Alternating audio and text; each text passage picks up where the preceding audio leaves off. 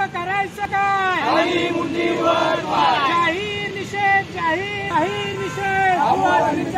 नमस्कार, मी अप्पू बिराजदार, अखिल भारतीय वारकरी मंडळ सदस्य. काल समाजवादी पार्टीच्या आमदार अबू आझमी याने वारी संदर्भामध्ये जे काही वक्तव्य केलं ते निषेधार्ह आहे. त्यांना वारीच्या संदर्भामध्ये काही जाण नाही. ते चुकून पुणे रोडला आले असल्यामुळं त्यांना गर्दी दिसली की काय, अशा पद्धतीचा प्रश्न आम्हाला पडलेला आहे. तरी इथून पुढं त्यांनी या वारकरी संप्रदाय आणि वारी या संदर्भामध्ये कोणताही चकार शब्द न काढता शांत राहावं, अशा प्रकारची मी त्यांना विनंती करतो. त्यांना वारीमुळे गर्दी जाम झालेली दिसली, पण त्या वारीमध्ये एका महिलेने मांसाचे तुकडे आमच्या वारकऱ्याच्या अंगावर फेकले हे दिसलेले नाही. महाराष्ट्रामध्ये गो तस्करी होते, गो कत्तलखाने चालू आहेत, त्याच्याबद्दल ते कधी चकार शब्द बोलत नाहीत.